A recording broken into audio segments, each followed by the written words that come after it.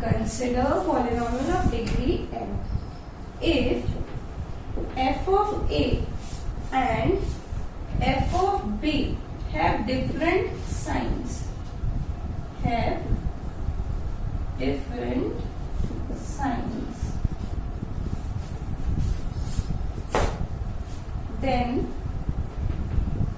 the equation f of x is equals to 0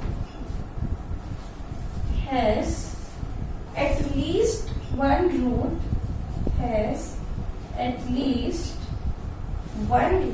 between a and b.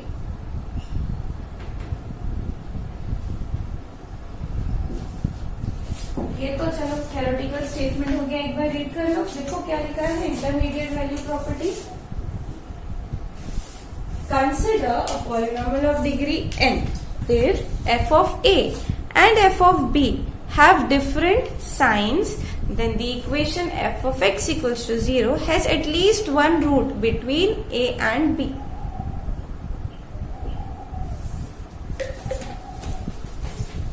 अब इसका क्या मतलब हुआ? देखो f of x तो मैंने ले लिया है एक पॉलिनोमियल n डिग्री का। तो अभी ये बातें पढ़ने से पहले इसीलिए मैंने आपको बता दिया कि कोई भी पॉलिनोमियल इक्वेशन जो होता है ना, वो कैसा होता है, कंटिन्यूअस ओवर आर। पूरे रियल लाइन पे क्या होता है, कंटिन्यूअस, मतलब उसके ग्राफ में कोई ब्रेकेज नहीं आएगा। When you plot the graph of this polynomial और any polynomial function, there would be no breakage, क्योंकि फंक्शन कंटिन्यूअस है तो उसका ग्राफ भी कंटिन्यूअस होगा। अब इनका क्या बोलना है कि सपोज मेरा कोई पॉलिनोमियल फंक्शन है f of x। अब ये फंक्शन पूरे रियल लाइन पे कैसा है, कंटिन्यूअस है। अगर ये फंक्शन पूरे रियल लाइन पे कंटिन्यूअस है तो ऑब्वियसली पूरे रियल लाइन पे डिफाइंड भी तो होगा। यानी तुम कोई भी रियल नंबर ले लो, उसके लिए वैल्यू तो देगा ही वो, क्योंकि डिफाइंड है तभी तो कंटिन्यूअस है ना। So obviously it is defined on entire real line. यानी कोई भी रैंडम रियल नंबर ले लो तुम, उस रियल नंबर पे f of x का वैल्यू कुछ मिलेगा। कोई भी रैंडम वैल्यू ले सकते हैं हम, ठीक है। अब इन्होंने क्या बोला है स्टेटमेंट में, that if f of a and f of b have different signs, यानी कोई एक a के लिए तुम f of a value check कर रहे हो और किसी b डोमेन पॉइंट के लिए तुम उसका इमेज चेक कर रहे हो f of b। अगर f of a और f of b की जो मतलब मिल रहे हैं वो दोनों अलग अलग साइंस का मिल रहा है, यानी if this is negative and this is positive और this is positive and this is negative, बस ये है कि इन दोनों का साइन सेम नहीं है। अगर f of a and f of b के साइंस अलग है तो डेफिनेटली एक ऐसा पॉइंट मिलेगा a और b के बीच में। देखो क्या किया मैंने, एक पॉइंट a ले लिया, उस पर डिफाइन कर लिया f of a, एक पॉइंट b ले लिया, उस पर डिफाइन कर लिया f of b। अब ये क्या बोल रहे हैं, f of a and f of b, ये जो है ना इनकी बात नहीं चल रही है यहाँ पे। जो फंक्शन में वैल्यू पुट करके वैल्यू मिलेगी, यानी a पुट करके जो फंक्शन में वैल्यू मिलेगी और b पुट करके जो फंक्शन में वैल्यू मिलेगी, इन दोनों की साइंस अगर डिफरेंट आती है ना तो a और b के बीच में, रियल लाइन पे ही होगा ना कहीं a और b, तो a और b के बीच में डेफिनेटली एक पॉइंट मिलेगा। सपोज c ऐसा पॉइंट मिल रहा है बिटवीन a एंड b, एक c मिलेगा, there exist c between a and b, ऐसा c मिलेगा such that f of c क्या मिल जाएगा, 0। मतलब a और b के बीच में एक ऐसा पॉइंट मिलेगा जहां पे फंक्शन क्या वैल्यू ले रहा है, 0 वैल्यू ले रहा है। कब, when f of a and f of b will have different signs only then, ठीक है। अब आप बोलोगे मैम आपने इतना कंफ्यूजिंग वे में क्यों लिखा, आप ऐसा भी लिख सकते थे ना, a strictly less than c strictly less than b, क्योंकि आपने a और b के बीच में कोई पॉइंट मिलेगा ऐसा था। बट मुझे नहीं पता ना कि a छोटा है या b छोटा है, राइट? क्योंकि हो सकता है a b से छोटा हो तो मैं ऐसा लिख सकती हूँ, पर अगर a b से बड़ा हो तो मुझे a greater than c greater than b ऐसा लिखना पड़ेगा। तो दोनों में से कोई भी कंडीशन हो सकती है, ठीक है। इसीलिए मैंने क्या कहा, a और b के बीच में एक c मिलेगा, ऐसा c मिलेगा such that f of c क्या मिल जाएगा, 0।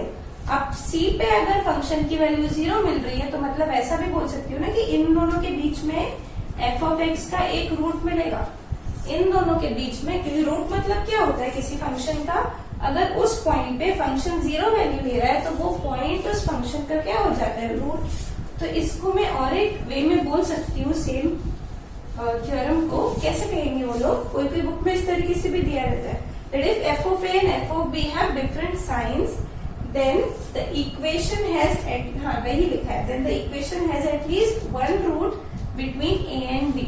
या तो ऐसा देंगे या तो फिर वो ऐसा लिखेंगे कि there exists a point c between a and b such that f of c equals to 0। यहाँ पे c क्या हो जाएगा, रूट हो जाएगा। तो इनका क्या बोलना है कि अगर f of a और f of b दो डिफरेंट साइंस के हैं तो a और b के बीच में एक ऐसा पॉइंट मिलेगा जो फंक्शन का क्या हो जाएगा, रूट हो जाएगा। तो इसे क्या कहते हैं हम लोग, इंटरमीडिएट वैल्यू प्रॉपर्टी। अब आप बोलोगे मैम आपने तो हमको बता दिया बट हमारे पल्ले नहीं पड़ रहा है, लाइक ऐसा क्यों होगा, ये तो नहीं बताया, राइट। सो मैं बता देती हूँ एक सिंपल एग्जांपल से कि ऐसा क्यों होगा। अब क्या क्यों होगा मतलब basically what do you want to know, क्या दिया हुआ है। उनका कहना है कि अगर दो ऐसे पॉइंट्स है ए और बी रियल लाइन पे जहां पे एफ ऑफ ए, इतना ध्यान रखो ये जो भी चल रहा है वो पॉलिनोमियल, क्योंकि हम थ्योरी ऑफ इक्वेशंस पढ़ रहे थे, ये हमारा सेकेंड लेक्चर है। तो बेसिकली हम पॉलिनोमियल्स की बात कर रहे हैं, इसकी बात कर रहे हैं हम, पॉलिनोमियल फंक्शंस की बात कर रहे हैं। तभी तो मुझे पता है ना कि ये फंक्शन कंटिन्यूस है, क्योंकि एक्चुअली जो थियरम है ना इंटरमीडिएट वैल्यू प्रॉपर्टी, इसमें तो पॉलिनोमियल की जगह अगर कोई भी कंटिन्यूस फंक्शन भी यूज करोगे ना, still this will be true. What I am saying is कि ये तो मैं पॉलिनोमियल तुम्हें बता रही हूँ, या फिर हमारे लेक्चर्स में पॉलिनोमियल फंक्शन आया है, इसीलिए हमने intermediate property with respect to polynomial functions लिखी है। बट अगर पूरे थियरम में तुम पॉलिनोमियल फंक्शन की जगह पे कंटिन्यूस फंक्शन भी लिखोगे ना तो भी वो थ्योरम होल्ड होगा, क्योंकि उसमें हम सिर्फ with the help of continuity of function ही ये थ्योरम प्रूव हो जाता है। तो देखो क्या दिया हुआ था कि अगर a एंड b, ये क्या है, दो पॉइंट्स है रियल लाइन पे, और f ऑफ a और f ऑफ b, इनकी जो वैल्यू है ना, ये जो वैल्यू मिल रही है मुझे वो अलग अलग साइंस मिल रहे हैं। यानी एक साइन मतलब एक -2 है तो हो सकता है दूसरी 3 हो, बट इतना क्लियर है कि अगर एक पॉजिटिव है तो other one should be negative, या तो फिर अगर ये नेगेटिव है तो उसको पॉजिटिव होना पड़ेगा। तो इन्होंने कहा है कि ये दोनों अलग अलग साइंस की है। मैं सपोज करती हूँ कि a b से छोटा है, b से छोटा है, तो ऑब्वियसली यहाँ पे पहले पॉइंट्स आएंगे ना, दिस इज 0 1 2 3 4 या -2। तो सपोज कर लेती हूँ यहाँ पे a है, यहाँ पे b है। क्या सपोज किया मैंने, ये पॉइंट a है और ये पॉइंट b है, ठीक है। अब क्या सपोज करना है कि f of a and f of b, इन दोनों की साइंस कैसी होनी चाहिए, डिफरेंट होनी चाहिए। तो मैं सपोज करती हूँ कि जो f ऑफ a है ना, इसकी साइन मैं नेगेटिव ले लेती हूँ और f ऑफ b को मैं कोई पॉजिटिव नंबर ले लेती हूँ, ठीक है। सपोज एक और काम कर सकती हूँ, अभी के लिए सपोज ही कर रहे हैं ना समझाने के लिए। तो f ऑफ a को -3 ले लेती हूँ और f ऑफ b को ना मैं 2 ले लेती हूँ। सो f ऑफ a -3 है तो a अगर ये पॉइंट है, ठीक है, नेगेटिव है, और f ऑफ b पॉजिटिव है। देखा, हम लोगों को सपोज जो करना था वो हम गलत नहीं कर रहे। हमने दो पॉइंट्स ले लिए a और b, f ऑफ a को नेगेटिव ले लियो और f ऑफ b को पॉजिटिव ले लियो। प्रूफ क्या करना है कि इन दोनों के बीच में एक ऐसा पॉइंट मिलेगा जिसके लिए फंक्शन क्या होता है, 0 मिलेगा। यानी इन दोनों के बीच में there exist c such that f of c equals to 0। यही मुझे प्रूफ करना है, ये भूलना मत, ठीक है। तो अब मैंने क्या किया, f ऑफ a को ले लिया -3 एंड f ऑफ b को ले लिया 2। So if f of a is -3 and this is a, सो यहाँ पे ऑब्वियसली -1 होगा, यहाँ -2 होगा, यहाँ -3 होगा। तो ये जो पॉइंट है, ये पॉइंट कैसे मिलेगा मुझे, बात करेंगे तो ये पॉइंट मिलेगा a, f ऑफ a, है ना, क्योंकि f ऑफ a क्या है, -3 है। So this will be a, f of a। Then अब उन्होंने क्या बोला, जो f ऑफ b है वो दूसरा पॉजिटिव होना चाहिए, अगर ये नेगेटिव है। तो सपोज ये 2 है, सो y एक्सिस पे इधर पॉजिटिव मिलता है, so this is 1, this is 2, सो यहाँ पे b है तो इधर ये पॉइंट मिलेगा, ऐसा मिलेगा b comma F of B, क्योंकि एफ ऑफ बी क्या है 2 है, ठीक है। सो एक ये पॉइंट मिला और ये पॉइंट मिला। अब मुझे एक चीज तो पता है ना कि ये जो फंक्शन है हम किसकी बात कर रहे हैं, पॉलिनोमियल फंक्शंस की बात कर रहे हैं। और पहले ही मैंने बताया that polynomial functions are always continuous over entire real line.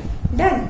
That means कि ये वाला जो पॉइंट है और ये वाला जो पॉइंट है, ये दोनों पॉइंट आपस में कनेक्टेड होंगे, यानी ग्राफ आते आते इसको टच करेगा और फिर कंटिन्यू में होते हुए इसको टच करेगा। हो सकता है इस तरीके से जाके टच करे, या हो सकता है ऊपर से जाते हुए टच करे, कैसे भी टच कर सकता है, या हो सकता है डायरेक्ट इस तरीके से लाइन हो। वी डोंट नो ना, बिकॉज मुझे पता नहीं कि एफ ऑफ एक्स कैसा फंक्शन है, पर ये तो पता है कि पॉलिनोमियल है, और पॉलिनोमियल है तो ऑब्वियस सी बात है कंटिन्यूअस होगा। अब कंटिन्यूअस होने के लिए उसको इसके पास जाना है। अब रास्ता नहीं पता, सिर्फ कंटिन्यू होना चाहिए। हो सकता है ऐसे घूम के इसके पास जाए, हो सकता है ऊपर से जाए, हो सकता है डायरेक्ट जाए, राइट। पर इधर पहुंचने के लिए उसको यहाँ पे कहीं तो कट करना पड़ेगा ना, क्योंकि अगर ऊपर से जाना है तो वो यहाँ से जाएगा, फिर ऐसे, पर यहाँ पे कट करके जाएगा। अगर नीचे से जाना है तो हो सकता है वो इस तरीके से जाए, बट यहाँ कट तो करेगा ना। कोई भी रास्ता ले ले वो यहाँ पहुंचने के लिए, और फंक्शन कंटिन्यूअस है तो ब्रेकेज नहीं होगा, तो इसलिए somewhere it will touch x axis. यानी जब तुम ग्राफ प्लॉट करोगे और इसके बीच का ग्राफ को नोटिस करोगे तो ऐसा तो नहीं है कि यहाँ तक गया, यहाँ से जंप लेके फिर इधर जाएगा और यहाँ पे कट नहीं करेगा। एक्स एक्सिस पे तो उसको कट करना ही पड़ेगा ना। Why? Because function is continuous. And why is it continuous? Because we are taking polynomial functions, and polynomial functions are always continuous over R. So मुझे नहीं पता किस वे में, बट मुझे इतना पता है कि ये दोनों पॉइंट्स के लिए फंक्शन किसी तो भी ग्राफ के थ्रू कट करेगा ही इसको, एक्स एक्सिस को। ये क्या था, B comma F of B. तो सपोज इसी तरीके से कट कर रहा है, ठीक है, तो यहाँ पे एक्स एक्सिस को कट करेगा, राइट, क्योंकि कंटिन्यू है ना, इसको यहाँ पहुंचना है with the help of a graph. तो किसी भी वे से जाए, वो घूम के क्यों ना जाए, फिर यहाँ कट कर रहे हैं, नीचे से जाएगा तो यहाँ कट करेगा, बट इतना तो क्लियर है कि एक्स एक्सिस पे कट करेगा ही, ठीक है। सपोज उसने कट किया ये वाले पॉइंट पे, अब ये पॉइंट पे अगर वो कट कर रहा है ना, तो सपोज ये पॉइंट को नाम दे देती हूँ मैं सी, तो यहाँ पे कट कर रहा है, तो ये पॉइंट को हम किस तरीके से लिखेंगे, देखो एक्स कोऑर्डिनेट क्या है सी, और वाई कोऑर्डिनेट क्या है F of C. But X axis पे वाई कोऑर्डिनेट तो जीरो होता है ना, एक्स एक्सिस पे वाई कोऑर्डिनेट ऑब्वियसली एग्जिस्ट नहीं करेगा, जीरो होगा, तो एफ ऑफ सी क्या होगा यहाँ पे जीरो। तो ये वाला पॉइंट कैसे मिलेगा, सी कॉमा जीरो, ये ऑब्वियसली एक्स एक्सिस पे है, तो ये कैसे मिला, सी कॉमा जीरो। मतलब एक सी मिल गया मुझे ए और बी के बीच में, एक ऐसा सी मिल गया जिसके लिए एफ ऑफ सी क्या मिल गया, zero. F of C zero है, मतलब फंक्शन के में अगर मैं सी पुट कर रही हूँ तो जीरो मिल रहा है, तो सी क्या मिल रहा है, फंक्शन का रूट मिल रहा है ना, क्योंकि रूट का मतलब क्या होता है, ऐसा पॉइंट जो पॉइंट को जब मैं फंक्शन में पुट करती हूँ तो मुझे जीरो दे दे। दैट मीन्स कि the function has root in between A and B, मतलब there exist a root of F of X in between A and B.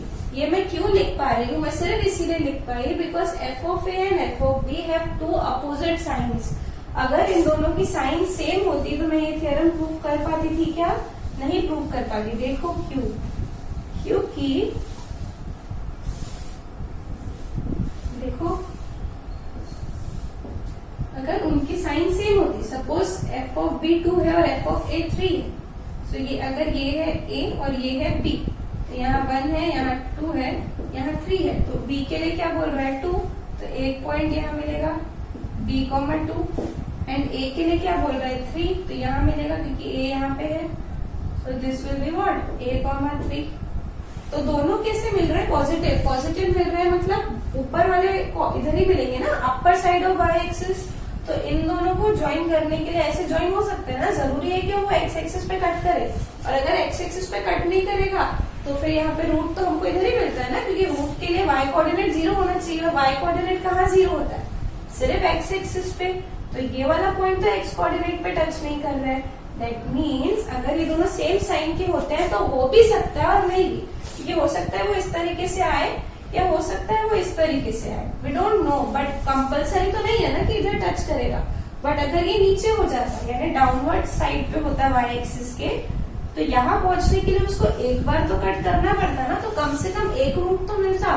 जरूरी नहीं है एक ही बार हो सकता है ऐसे जा के कट करे तो 2-3 बार भी कट कर सकते हैं। जितनी बार तुम्हारा फंक्शन एक्स एक्सिस पे कट करता है ना, जिस पॉइंट पे वो पॉइंट पे वो फंक्शन को क्या मिल जाता है, root. So this is intermediate value property. क्या कहता है